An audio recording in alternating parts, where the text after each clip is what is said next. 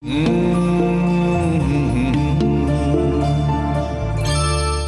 মধ্যে আমার মা আর আমার শাশুড়ির সমস্ত গয়না রয়েছে। একটু পুরনো দিনের ডিজাইন তখনকার। আমি কিচ্ছু ভেঙে নতুন করে গড়াইনি, সব যত্ন করে রেখে দিয়েছিলাম আমার ছেলের বউকে দেব বলে। তুমি খুশি তো? হ্যাঁ মা।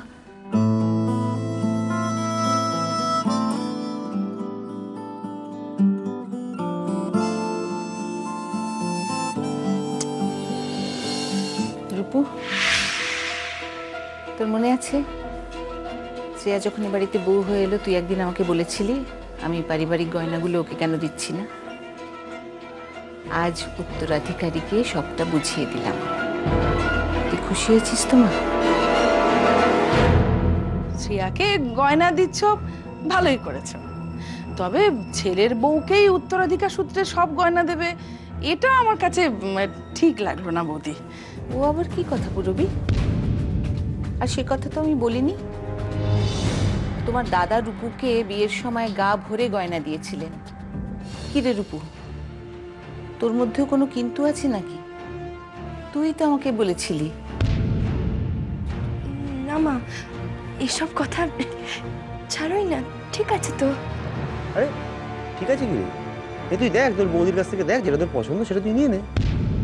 কি শ্রেয়া, তোমার একমাত্র ননদ বলে কথা। মা, আমার বাবা মারা আমাদের 4 ভাই বোনকে কোনোদিনও আমার বলতে শেখায়নি। সব সময় বলতো আমাদের বলবে।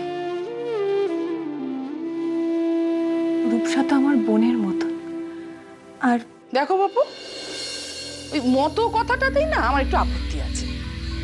বোন আর বোনের মতো কথা দুটো এক হয় না।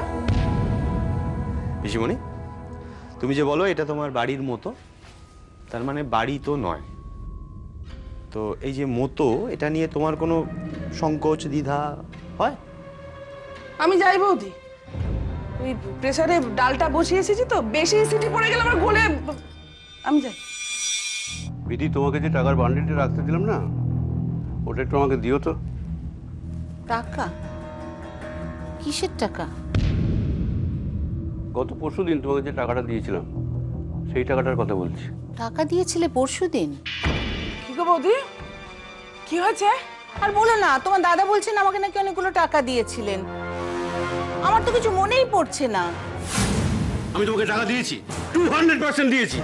ও বৌদি, কি হবে গো? তাহলে কি অতগুলো টাকা ডানা মেলে উড়ে গেল নাকি? হ্যাঁ গো, এতগুলো টাকা যদি পাওয়া না যায় কি হবে তাহলে?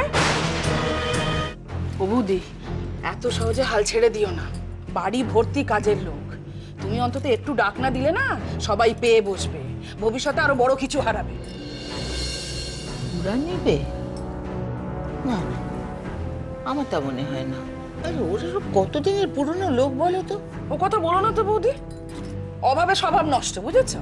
ও পেটে টান পড়লে না নীতি সব উড়ে পালায় জানলা দিয়ে। মা, আমার কিন্তু মনে হচ্ছে টাকাটা বাড়িতেই আছে। আমরা একটু বরং একটু খুঁজি। জানি না বাবা, টাকা পয়সার ব্যাপার তো, হারালে কিরকম ভয় ভয় লাগে, বুকের মধ্যে কিরকম দূর দূর দূর দূর করে। এখন তো আমার নিজের গয়নাগুলো নিয়ে ভীষণ চিন্তা হচ্ছে। কি জানি কি হবে, কে জানে। টাকাটা তাহলে আলটিমেটলি পাওয়া গেল না? সত্যি দাদা, কিরকম যেন ভুতুরে ব্যাপার হয়ে গেল না গো? না না, চিন্তার বিষয়। আগে তো কখনো এই ধরনের ঘটনা ঘটেনি, আর টাকা তো হাত পাওয়া যায়নি। নিশ্চয়ই কেউ সরিয়েছে। কি যে একটা কথা বলো না, সবাই এখানে নিজের লোক, কি সরাবে শুনি? মা, নিজের লোক তাদেরকে তুমি ভাবছো। দেখো, আমার মনে হয় এভাবে অন্ধ বিশ্বাস করে সবাইকে নিজের লোক মানাটা ঠিক নয় মা। এই, তুই কি বলতে চাইছিস পরিষ্কার করে বলতো? দেখো বাবা, আমার মনে হয় টাকাটা যখন হারিয়ে গেছে তখন সবার ঘরের আলমারি একবার চেক করা উচিত। যথেষ্ট খোঁজা হয়েছে, আর ঘাটাঘাটি করতে হবে না। টাকা যখন পাওয়া যায়নি তখন ভবিষ্যতে আমাদেরই সাবধান হতে হবে, আর যেখানে সেখানে টাকা রাখা যাবে না।